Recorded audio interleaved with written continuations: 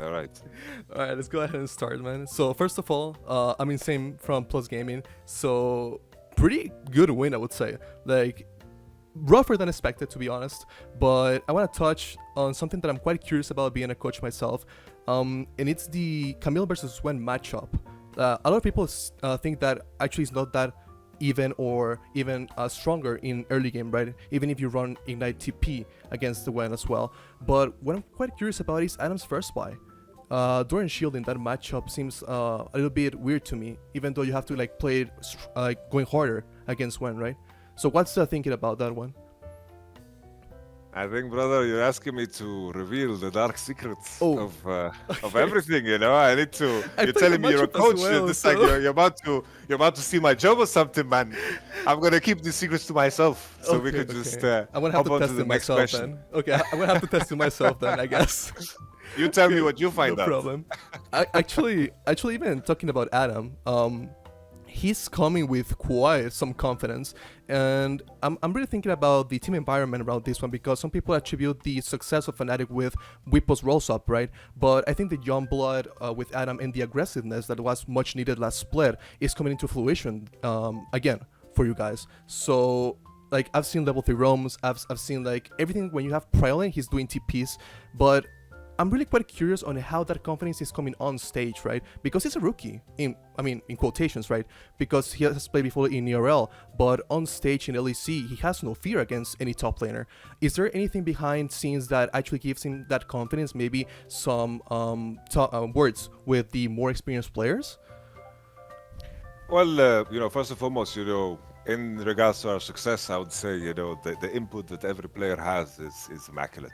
These players are Okay, fantastic, good. and I'm very, very blessed to be working with these players.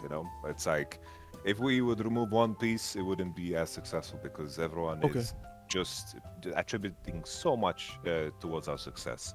In regards to Adam, what I just kept telling him, like he's been on a roll. He went to LFL, he won Yeah. LFL, he went to play EU Masters, won EU Masters. He just keeps winning. So I just told him, LEC is no different. You're gonna notice after our first scrim, we scrim G2, we scrim these teams. It's gonna be okay. It's gonna be the same thing. Nothing changes because you play the same damn game. It's League of Yeah. Legends. Of course. That's the thing. It's League of Legends. I tell him we play on stage here. It's League of Legends. You're playing League of Legends. You play on stage in the other place, bro. It's League of Legends. You are at home there.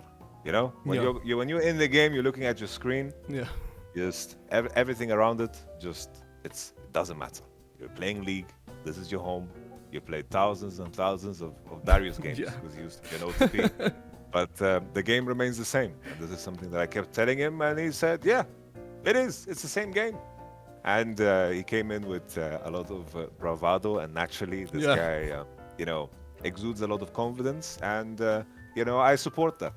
Sometimes I have to rein him in, make sure that he keeps putting in the work, Yeah, of so course. he doesn't see himself as, he already won the world championship. He needs to put in the work, and Exactly. that balance is something that we are trying to achieve. But his character is very good for competing, and as long as he knows that it's just League of Legends, Mhm. all is good. Perfect. I believe familiarity is the perfect word to put on Adam right now. I believe that in draft, even he seems really comfortable with anything that you guys give him, even in tough matchups. I would say like he has no fear against like Renekton versus Olaf, right? Like he just goes straight into it. But going into my last question, which is kind of similar, especially with how the team is playing right now, is actually the early game priority that you guys have on Adam, and then going forward into mid game. Some of the team fights seem to be a little bit, I would say, rocky. With some TPs going a little bit late and some zones not being controlled quite well with vision, especially around Drakes. But I believe that mechanically and with experience, you guys have been able to actually push forward and just like stomp every little fight and skirmish, right? But when it comes to full-on team fights, it tends to be some shaky points right there, right? But going forward to the question, how is the communication in those high pressure spots? Because it's something that I'm quite curious about, because more experienced players tend to have a small edge, like not a big one but a small edge, because you have to communicate less and think less when going forward into those high pressure team fights, I would say in between mid and late game, right, where experience really shines through it. I think team fighting comes I think team fight selection and team fight preparation is something you can teach, and it's something that we've been working on. But recognizing key pieces of information within the fight is a lot harder to teach. Okay. Knowing, the key abilities that allow you to play a certain way, playing to your limits, pulling the trigger when the moment appears, because this is not something that you can call, right? Yeah, of course. The enemy makes a misstep and all of a sudden flash Connect and W. This is very instinctual because you recognize the patterns that you see in the team fight. So this is tough to teach. And we've been working on our team fight preparation, team fight selection. This is something that we can improve on, and something that is far from perfect. I always I quote the art of war, Yeah.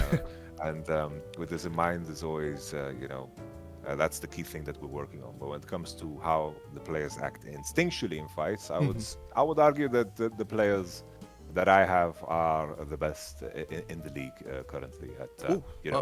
Nice. At the moment the fight starts and they need to get the most out of the champions, I think just my players are really, really good at it. And if our fight selection becomes pristine and our fight preparation becomes clean, I don't think we will lose any fight ever, unless we are 10k goal behind or something silly, right? I think if we put this into place and find consistency in this, their instincts will begin to flourish. Yeah. So it's on me to make sure that they get to showcase their strengths. Perfect, man. Going into my last question, actually, I believe that all that you have said honestly becomes part of a really cold way to think about the game, right? Like it's preparation going into more instinctive plays, more mechanics, more raw plays, of course, right? With all the preparation going behind, being like almost perfect, as you might say. But what is the preparation mentally before a game for you guys? Do you have like any small rituals? Like maybe some of the guys have like a small kind of OCD when going into the game. Like everything has to be perfect, right? Of course. But do you have any like respiration rituals or even just like meditation or things like that? Oh, we have plenty of rituals in place. I believe strongly in association. Oh. I always use the example with the players that sometimes you go into a room, you are going there to like pick up your phone, you enter the room and you forgot why you're there, right? Yeah. This is something that anyone can relate to. Of course. Because our mind tries to save time, and we associate smells, associate actions, associate certain elements in our life with a certain mindset, right?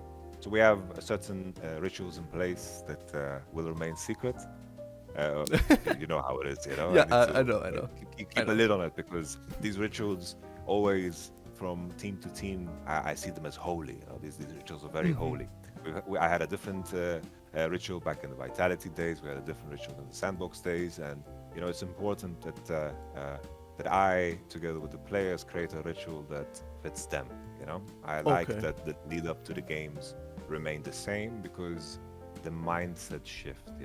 Yeah, makes sense. The aura and the presence in the room. The moment we say, let's begin our ritual, this is focus mode. This is focus time, and everybody knows. And being that mindset, being able to snap out of it and heading into it is very, very important, because sometimes you're faced with conditions that you don't know. Like, for example, today, like I couldn't even watch the game. Like Riot just they screwed up the coach's feed, and I couldn't see half the game. And then I watched it on a delay, and I watch it on a delay afterwards, and then I don't get to hear voice comms, so I don't know what's going on, right?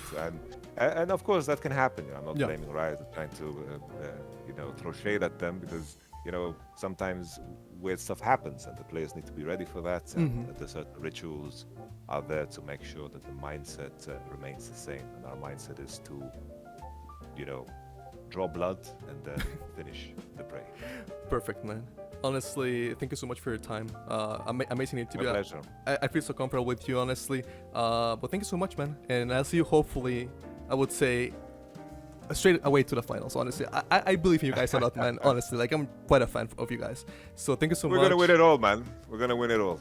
Thank you, man. This is not betting advice. I don't want to be blamed, but we're going to win it all. I tell you that much. Next time, I'm gonna put my Fnatic shirt. Just saying, okay? Boom. Biased journalist. Thanks. Bye-bye. All the best. Take care. Bye-bye.